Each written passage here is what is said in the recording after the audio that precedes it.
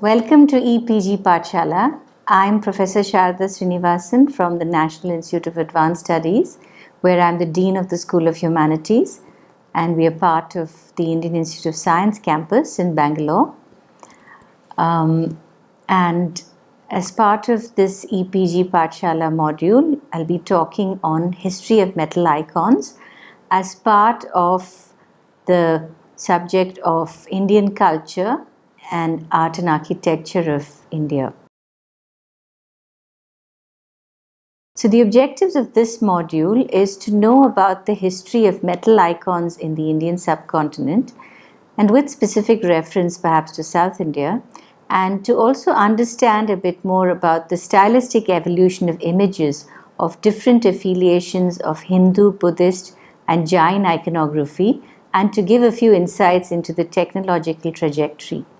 We've looked at more detail at Chola bronzes in another module, and this would aim to explore the other bronze casting techniques in various other regions to get a totality of the understanding of technology and stylistic aspects of metal icons in the subcontinent. So to delve into the historical background, the term icon is derived from the Greek word for an image, and it refers to a work of art which has a specific religious connotation or purpose. We find that going back to the Harappan sites of 2500 BC, there are numerous terracotta figurines which have broadly been labeled as mother goddess images, although we can't be sure what they actually were, such as from Mohenjo-daro, which suggest a widespread cult of perhaps a female divinity with some votive or ritual connotations.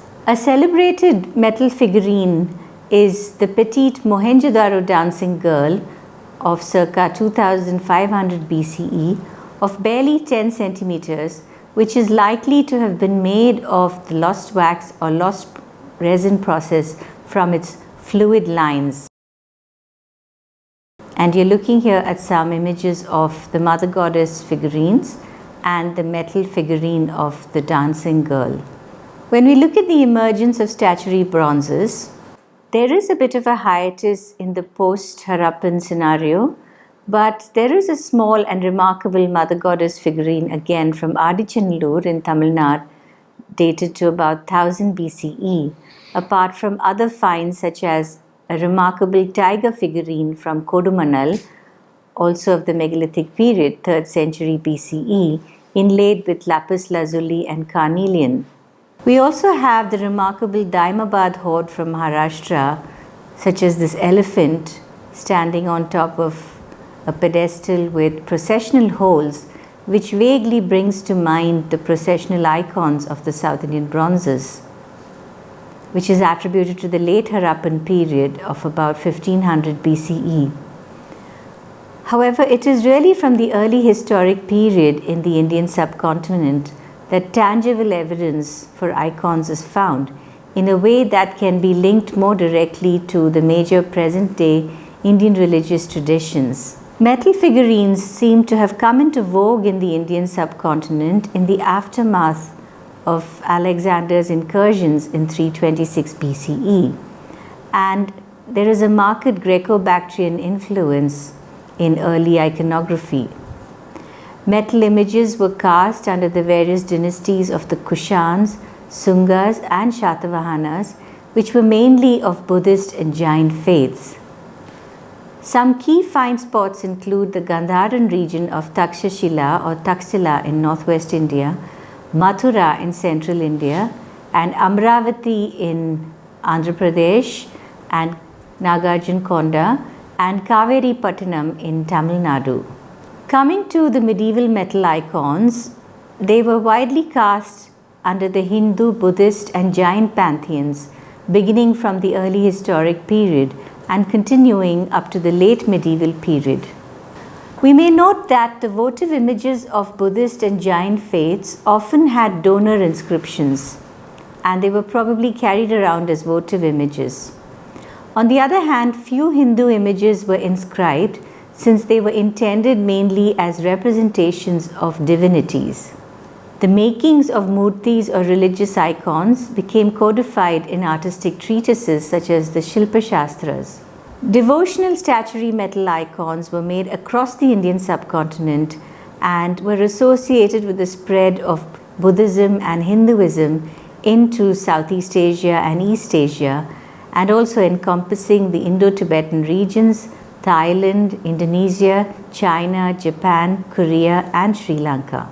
There are about 5 major schools of bronze casting which then emerge across the different regions in the Indian subcontinent. We have the Western Indian bronzes, which are often Jain. Then we have the late Gupta and post-Gupta bronzes of central India, the Pala bronzes of eastern India, which are mainly Buddhist, Kashmir and Himalayan bronzes. Kashmir bronzes include some important Brahminical ones, and the Himalayan bronzes are often Buddhist. And we also have the South Indian styles, which also encompass mainly Hindu but also Buddhist and Jain bronzes and metal icons. We now look at some interesting aspects of technology as far as metal icons are concerned. It's interesting that during the Gupta period, the large Buddha images were made by what is called the hollow last wax process, which typically follows the Hellenistic practices, whereby a wax model was built up on a clay core, which was also held up with iron armatures, and the iron armatures followed the progression of the limbs and such like. And the clay core was built on it, and then a thin layer of wax was added onto the clay core, so that when the mold was then formed by investing it with numerous layers of clay, and when the wax was melted out, it is a thin layer of metal which forms on top of the clay core, and often the clay core is actually left intact inside the sculpture. Of course, the image casting process itself is described in various Shilpa Shastras as Madhuchahista Vidhana, or the lost wax process, in the Manasara and Manasollasa. If you look at some of the technical aspects, when we examine a South Indian cast image using the technology of X-ray radiography, you can make out that it is a solid cast because the X-rays don't pass through the image and the density. So we know that it's a solid casting. However, if you look at some of the North Indian images, such as from Akota, this Buddha image, you can clearly see the damaged clay core which is retained inside the casting, on top of which the wax model was added to give a thin metal layer. So the hollow casting method does economize on the metal to be used, but as you can see here, it also results in very fragile castings which can be damaged more easily. A spectacular example of a Gupta era image is the lifelike Sultanganj Buddha in the Birmingham Museum, which is about almost entirely of cast copper, which is again made of the hollow casting process with the iron armature retained inside the casting.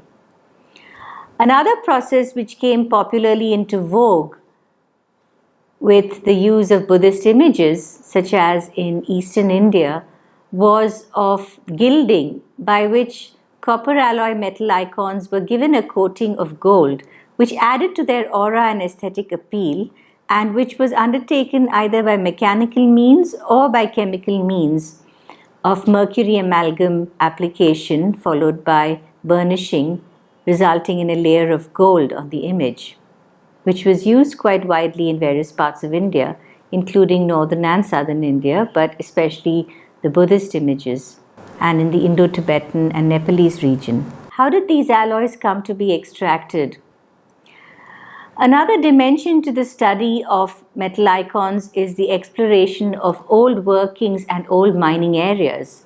We don't have too much time to go into it, but I would like to point to an important copper mining area of Karnataka, which is Ingaldhal, and you can still see the mining galleries there, the streaks of malachite on the ore bodies, where the primary and secondary ore were mined out to extract copper.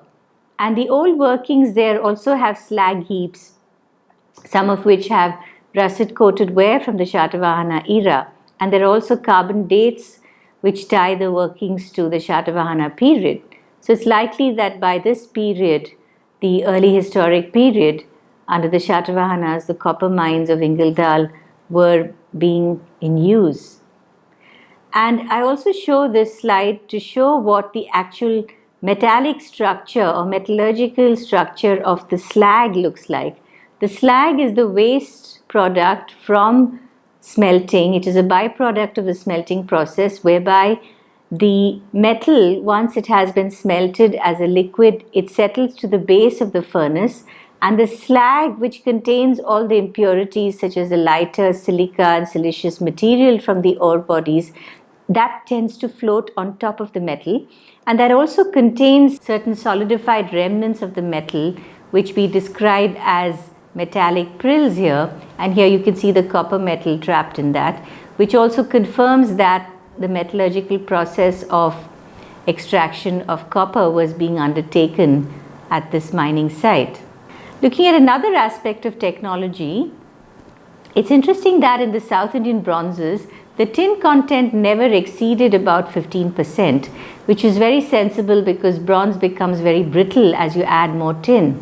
On the other hand, you can see an image here of a Thai bronze which has 22% tin as cast, where the fingers look broken and damaged due to the brittleness caused by high tin bronze. However, as I have mentioned in another module, one must also note that there is already a very long-standing and skilled tradition in southern India, going back to megalithic times, of using bronze of a high tin content with 23% tin, whereby the brittleness of bronze was overcome by quenching it to get the beta phase of bronze, which had musical properties, and it improved the tensile strength of the bronze. So this extraordinary alloy was being used in parallel, whereas for the cast image they were very sensibly using mainly leaded bronzes. And coming to technology and art, another interesting dimension is that the celebrated Nataraja bronze, which is usually attributed to the Chola period, was attributed to the Pallava period by the lead isotope analysis that I had undertaken to differentiate different groups of bronzes.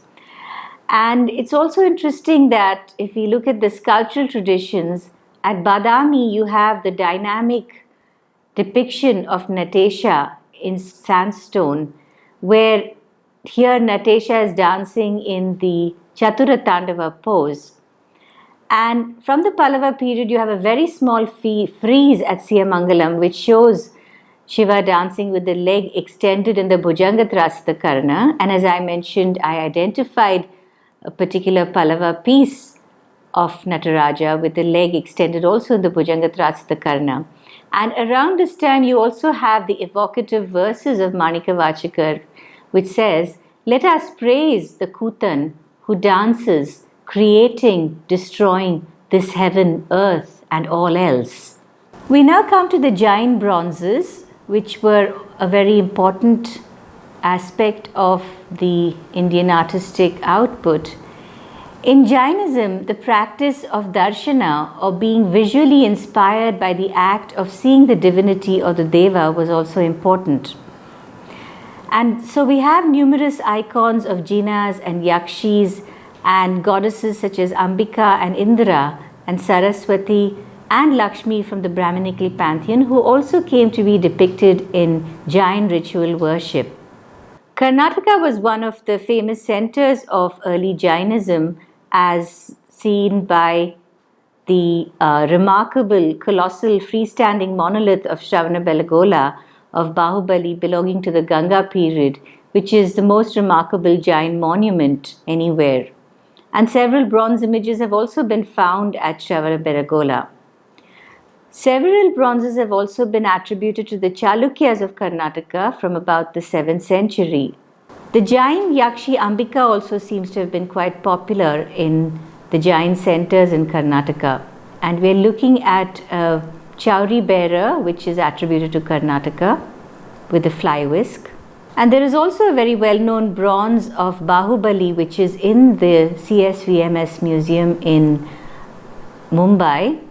And This depicts Bahubali standing very erect, rather similar to the Shravanabelagola depiction, and with creepers entwined all around.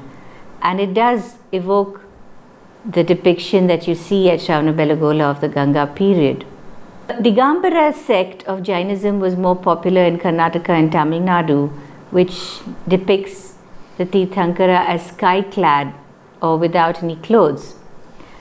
But the bronzes of the Svetambara or white-clad sect have also come to light in Gujarat, such as of Shantinatha. Another important center of Jainism was in South Arcot district in Tamil Nadu of the late Chola period, where there are fine depictions of the goddess Ambika from Singanikuppam.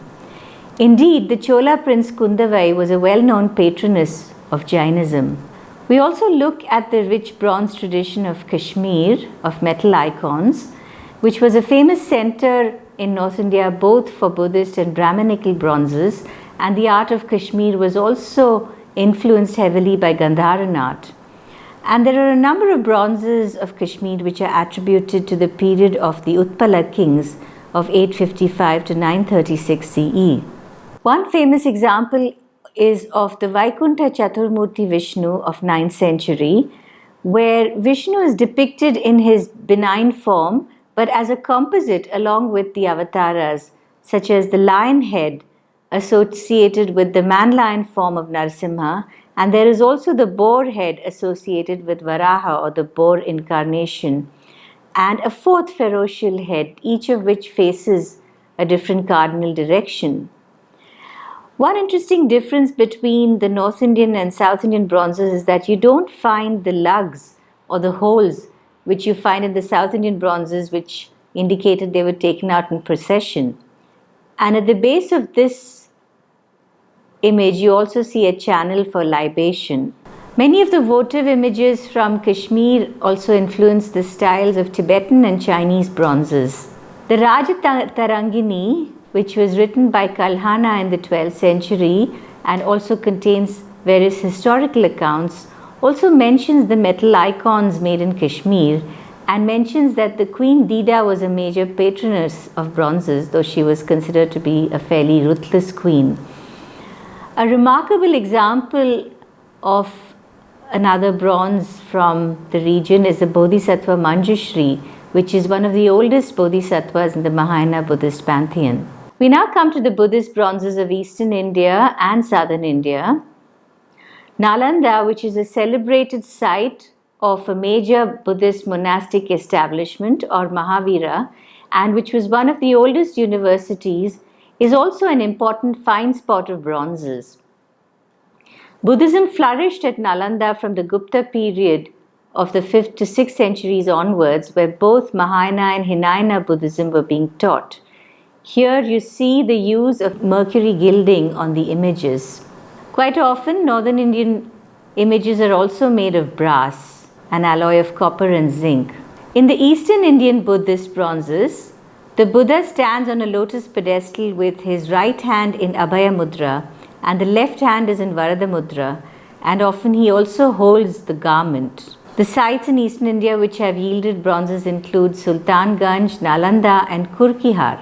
From about the 10th century Pala period, a more prominent Tantric or Mahayana phase also came into vogue, with depictions of numerous bodhisattvas such as Avalokiteshvara, Maitreya and Manjushri and so on. Tamil Nadu also had a very rich tradition of Buddhist bronzes, and the inscriptions of various Chola rulers also mention the endowments to the Vihara at Nagapattinam, which is said to have been patronized by the Sri Vijayan king of Southeast Asia. In fact, Nagapattinam is the single largest find spot of bronzes in India, and as many of 350 bronzes have been uncovered in hoards from Nagapattinam. Nagapattinam also had a brick pagoda which was pulled down by the Jesuits, and many of the images there were recovered as buried hoards. Many of these Nagapattinam bronzes are inscribed, and they are dated to the period of Rajaraja to Kulotunga I and also a century later. One of the typical features of the Nagapattinam Buddhas is the flame-type Ushnisha on the head of the Buddha, which then becomes a distinctive feature of Chola and South Indian Buddhas. And the Ushnisha also influences the depictions in Sri Lankan art. We also see here in this Nagapattinam Buddha that the robe is worn on one shoulder in a very distinctive style. Some of the Buddha images from Nagapattinam also have processional holes, which suggests that there were some syncretic traditions cutting across Buddhism and Hinduism. And of course, the Buddha also finds representation in the Hindu pantheon as one of the avatars of Vishnu. And we also see a small sculpture of the Buddha at the Brihadishwara temple of Rajaraja. In the post-Chola period, there was a slump of images.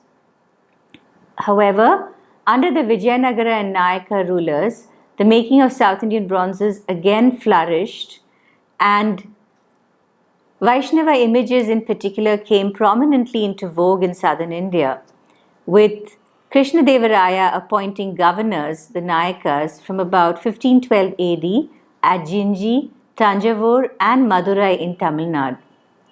In many ways, the Vijayanagara and Nayaka rulers refashioned and carried on the earlier Chola artistic idiom in bronzes as well. Of course, many of the Vijayanagara and Nayaka bronzes are also found in the region of Tanjavur. And although they carry on the Chola tradition, there are differences in terms of the iconography. We find far fewer Nataraja images from the Vijayanagara and Nayaka repertoire, which makes sense when you realize that they were predominantly Vaishnava in terms of their religious affiliations. Another interesting aspect is that you see the use of brass more in the Vijayanagara period, and there is one image which I've analyzed which had 21% of zinc in it. As seen in the earlier slide, there was also an image of Kaliya Krishna, which starts becoming rather popular in the Vijayanagara period, a depiction of Krishna dancing upon the serpent Kali, depicted with the 5 heads and with the tail of the serpent waving upwards, and it's a very lively and popular depiction of the Vijayanagara period. Another remarkable aspect is that of the royal metal portraits. At the temple at Tirupati dedicated to Balaji, a form of Vishnu, there is a remarkable set of inscribed life-size copper alloy icons of Krishnadevaraya, the great king, and his 2 queens, all of whom are depicted with their palms folded in the devotional gesture of Anjali Mudra as devotees of Tirupati Balaji. And this is said to have been presented to the Tirumala temple in 1518. Krishnadevaraya, of course, ruled from his capital in Vijayanagara in Hampi, and it is a mark of his great dedication to Balaji that this set of icons was dedicated to that temple. As another interesting example of a royal portrait, there is a small portrait of Sarfoji, the 18th century Maratha ruler of Tanjavur. In this small gilded image, the Maharaja is depicted with his hands joined in the devotional Anjali Mudra, and he is attired in a choga garment with a sash over his shoulders reaching his knees and a Maratha-style turban on his head. This is quite interesting because although we do have bronzes in the later Nayaka and Maratha period of the 18th century, many of them, of course, follow the broader conventions of South Indian bronze casting and iconography and the talamana proportions therein. However, this one is more naturalistic and is quite different in that it actually tries to depict the Maratha king as he would have been with his particular attire and turban, examples of which one would find perhaps more in miniature paintings. And it's also interesting that the base has holes which are similar to those for taking South Indian religion's icons out in procession, suggesting a deified role for the ruler, which was something we also saw in the case of processional icons being made, which were said to have been representations of the Chola queen Sembian Mahadevi. So there is a link here between royalty and divinity which endures over the ages. In summary, we have seen that there is a diverse and lively metal icon making tradition and metal figurine making tradition in the Indian subcontinent. And apart from the classical tradition, there are also several folk bronzes and lively folk and tribal bronzes made in different parts of India, which fell out of the normal agamic traditions but have also formed a very important part of Indian metallurgical heritage. And these traditions and conventions have carried on over several centuries into the present day, though unfortunately, as with other metalworking practices, several of these artisanal traditions are on the decline and need to be supported so that they can continue into future generations. You can read more in the e-text and the list of references given with the accompanying text. Thank you.